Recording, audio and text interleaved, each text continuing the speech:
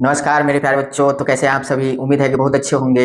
आज फिर से साइंस का एक टॉपिक लेकर के आए हैं जो एग्जाम के लिए बहुत इंपॉर्टेंट है। यहाँ पे देखिए कि मानव नेत्र का सचित्र वर्णन कैसे करें, इसके बारे में आज समझेंगे, इसके संरचना को भी समझेंगे। चलिए इस वीडियो को शुरुआत करते हैं। यहाँ पे देखिए बच्चों, तो मानव नेत्र जो होता है लगभग गोलीय होता है। ये खोखला गोला के जैसा होता है अंदर में इसका संरचना।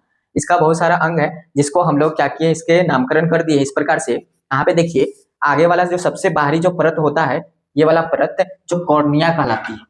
ये वाला जो परत होती है इसे कॉर्निया कहते हैं। आंख के पास में देखिएगा तो इसके पास में एक लेयर होता है जिसे हम लोग कॉर्निया कहते हैं। ये ना प्रकाश, सबसे पहले प्रकाश कॉर्निया से होकर के नेत्र लेंस तक पहुंचती है। कॉर्निया का काम जो होता है प्रकाश की किरण को प्रवेश करने देना, और कॉर्निया ये भी काम करती है कि यहाँ पे अधिकांश प्रकाश जो होता है अपवर्तन यहीं पे हो जाता है। आप लोग सोचते हैं कि नेत्र लेंस जो होता है प्रकाश का अपवर्तन कराता है, वस्तु का इमेज इमेज तो वस्तु का यही बनाता है, लेंस ही बनाएगा प्रतिबिंब। लेकिन कॉर्निया क्या करती है, अधिकांश जैसे 80% प्रकाश का अपवर्तन कॉर्निया से ही हो जाता है, और बाकी के 20% जो होता है लेंस के द्वारा प्रकाश का अपवर्तन होता है। उसके बाद ठीक बाद में एक यहाँ हिस्सा होता है, यहाँ पे एक भाग है जिसे जलीय द्रव बोलते हैं। यहाँ पे जल जैसा द्रव भरा हुआ रहता है, इसे नेत्रोद भी कहते हैं। इसके बाद आगे की जो परत होती है वो परितारिका होती है, आइरिस जिसे बोलते हैं।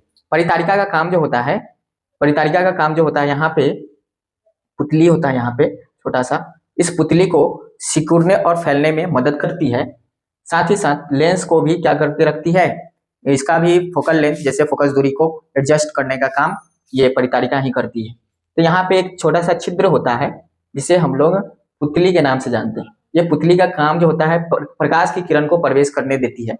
पुतली से भी प्रकाश किरण प्रवेश ही करती है। प्रकाश के मात्रा को नियंत्रित करने का काम परितारिका का ही होता है। बहुत सारे बुकों में ये लिखा होता है कि पुतली ये काम करती है, प्रकाश की किरण की मात्रा को नियंत्रण करने का काम पुतली करती है। तो ऐसा नहीं है। अगर आप ही सोच करके देखिए, यहाँ पे बीच में ये पुतली है और यहाँ साइड में क्या है, परितारिका। ये दोनों परितारिका क्या करती है, पुतली को सिकुड़ने और फैलने में मदद करती है। अगर वो काम करना बंद कर दे तो प्रकाश को तो वो नियंत्रित नहीं कर सकती है पुतली। इसलिए पुतली का काम केवल होता है कि प्रकाश को प्रवेश करने देना। अब वो कम मात्रा में प्रवेश करने देगी या अधिक मात्रा में, ये डिपेंड करता है परितारिका पे। परितारिका अगर सिकुड़ जाएगी तो प्रकाश की किरण कम मात्रा में नेत्र तक पहुंच पाएगी, नेत्र लेंस तक पहुंच पाएगी। अगर वो परितारिका फैल जाएगी तो अधिक मात्रा में प्रकाश नेत्र लेंस तक पहुंच पाएगी। तो ये काम जो होता है परितारिका का ही होता है। यहाँ पे लिखा हुआ है जैसा कि परितारिका या पुतली के आकार को नियंत्रित करता है या प्रकाश की मात्रा को नियंत्रित करता है। प्रकाश की मात्रा को नियंत्रित करता है तो परितारिका। अगर ऑब्जेक्टिव क्वेश्चन में आ जाए कि प्रकाश की मात्रा को नियंत्रित कौन करता है, तो परितारिका लगाएंगे सबसे पहले। अगर ऑप्शन में परितारिका पुतली दोनों है तो आप हमेशा लगाइएगा परितारिका, आईबीसी लगाइएगा। पुतली का काम अगर परितारिका नहीं है तब उसमें ऑप्शन में अगर पुतली है तो पुतली लगाएंगे, ये होगा। लेकिन सबसे पहले जो 1 नंबर पे आएगा परितारिका और 2 नंबर पे आएगा कौन, पुतली। तो प्रकाश के नियंत्रण, जो मात्रा नियंत्रण करने का काम जो होता है परितारिका का होता है। चलिए आगे देखते हैं। इसके बाद एक यहाँ पे मांसपेशियां होती है रेशम के धागे जैसा, इस प्रकार से। इसे हम लोग सिलियरली मांसपेशियां कहते हैं। ये लेंस को लटका करके रखती है।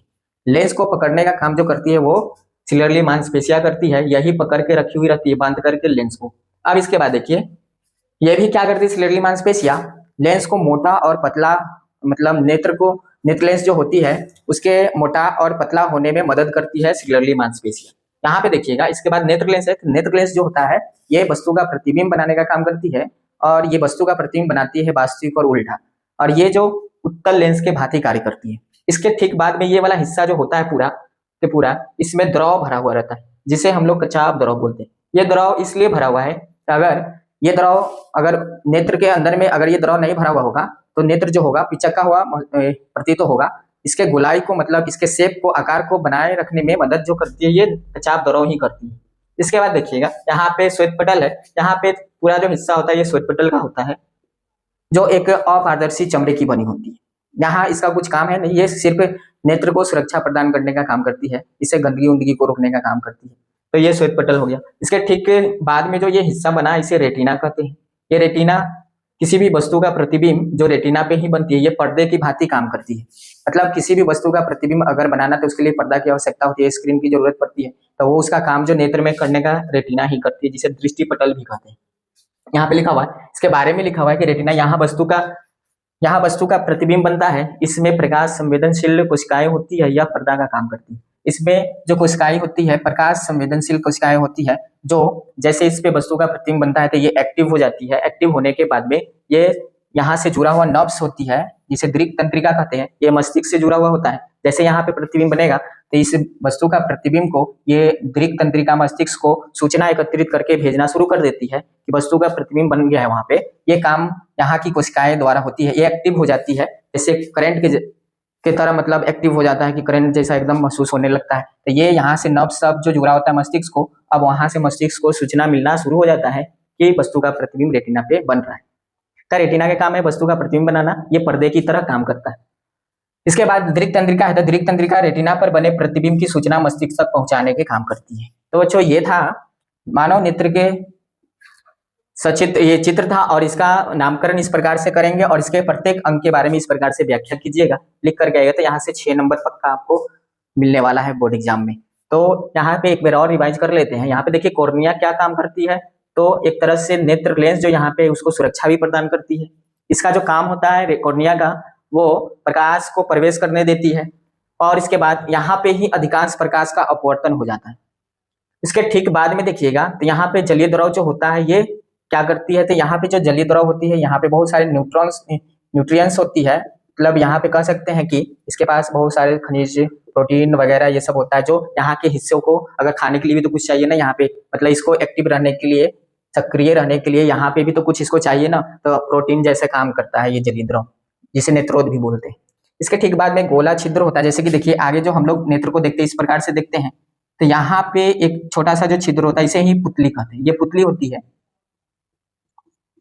इसका केवल काम है प्रकाश को प्रवेश करने देना नेत्र लेंस तक, और इसके साइड में ये जो होता है जिसमें कलर दिखता होगा आपको, काले रंग का, भूरे रंग का, इस प्रकार के जो कलर होता है इसे ही परितारिका कहते हैं, आइरिस। यही काम करती है, पुतली को सिकुड़ने और फैलने में मदद करती है। जैसे कि कभी कभी हम लोग देखते हैं अचानक से प्रकाश किरण में जाकर के प्रकाश से अंधेरा में जब आते हैं तो उस समय जो आंख होता है क्या हो जाता है, कुछ नहीं दिखता, अंधेरा टाइप के दिखने लगता है। इसका मतलब है कि वहां पे अधिक मात्रा में प्रकाश लेंस तक पहुंच रही थी, उस समय क्या हो गया था कि पुतली एकदम छोटा हो गई थी, एकदम सिकुड़ गई थी। उसके बाद धीरे धीरे एडजस्ट होने में उसको समय लगता है, टाइम लगता है, धीरे धीरे फैलने में उसको टाइम लगता है। तो धीरे धीरे जैसे जैसे फैलता है तब हम धीरे धीरे उस वस्तु को देखना शुरू कर देते हैं, नहीं तब हमें क्या लगता है कि अंधेरा टाइप की दिख रहा होता है। और जब अंधेरा होता है तो हमारा जो पुतली होता है फैल जाता है, एकदम बड़ा सा आंख हो जाता है, उस समय क्या होता है कि पुतली फैल जाता है। पुतली को फैलने और सिकुड़ने में मदद कौन करता है, तो ये परितारिका ही करती है। ये जो परितारिका साइड में रहती है इसी का काम। तो आंख का कलर किस पे डिपेंड है, तो आइरिस के कारण होता है, परितारिका के कारण, ये भी याद रखिएगा। यहाँ पे लेंस होता है, उत्तल लेंस के भांति ये कार्य करती है, और ये वस्तु का प्रतिबिंब जो बनाएगी वो वास्तविक और किस प्रकार के, वास्तविक और उल्टा, ये याद रखिएगा। नेत्र लेंस जो होता है वास्तविक और उल्टा किसी वस्तु का प्रतिबिंब बना करके देती है। तो और इसका जो आप अगर इसके मेगापिक्सल का बात किया जाए तो इसका मेगापिक्सल जो होता है 576 मेगापिक्सल, ये जरूर याद रखिएगा, 576 मेगापिक्सल के बराबर इसका क्षमता होता है। उसके बाद ये लेंस जो होता है ये इसको इसके फोकस दूरी को मतलब एडजस्ट करने का काम ये सिलगली मांसपेशियां, परितारिका ये सब मिल करके इसके फोकस दूरी को कम और ज्यादा करने में मदद करती है। ठीक, इसके बाद वाला हिस्सा पूरे द्रव से भरा होता है जिसे कचाप द्रव बोलते हैं। ये केवल नेत्र की जो साइज है, आकार है, उसको बनाए हुए रखने में मदद करती है ये द्रव। अगर ये द्रव नहीं रहेगा तो जो नेत्र होगा पिचका हुआ हमें महसूस होगा, दिखाई देगा। तो इसके गोलीय होने का वजह जो है वो कचाप द्रव ही है। इसके ठीक बाद में जो एक परत है यहाँ पे एक पर्दा की तरह काम करता है जिसे रेटिना कहते हैं, ये वस्तु का प्रतिबिंब बनाने का कार्य करती है। इस पे ही वस्तु का प्रतिबिंब बनता है, और यहाँ पे कुछ ऐसे कोशिकाएं होती है जिसपे प्रतिबिंब बनते ही ये एक्टिव हो जाती है, और यहाँ से जुड़ा हुआ नर्व्स ये उससे सूचना को लेकर के मस्तिष्क तक पहुंचाने का काम करती है कि रेटिना पे वस्तु का प्रतिबिंब बना है। ये मस्तिष्क से जुड़ा हुआ रहता है जिसे दृक् तंत्रिका कहते हैं। श्वेत पटल का काम जो होता है, जैसे कि यहाँ के जो हिस्सा होता है व्हाइट उसे ही श्वेत पटल कहते हैं। ये केवल गंदगी वगैरह मतलब धूल कण से हमें सुरक्षा प्रदान करती है नेत्र को। तो इस प्रकार से आप नामकरण चित्र बना करके उसके प्रत्येक अंग के बारे में आप व्याख्या करके आप अच्छे तरीका से 6 नंबर आसानी से प्राप्त कर सकते हैं। तो उम्मीद है कि आपको जरूर समझ में आया होगा, वीडियो भी अच्छा लगा होगा, तो इससे लाइक जरूर कीजिएगा, सब्सक्राइब जरूर कीजिएगा, अपने दोस्तों में शेयर करना मत भूलिएगा। जय हिंद।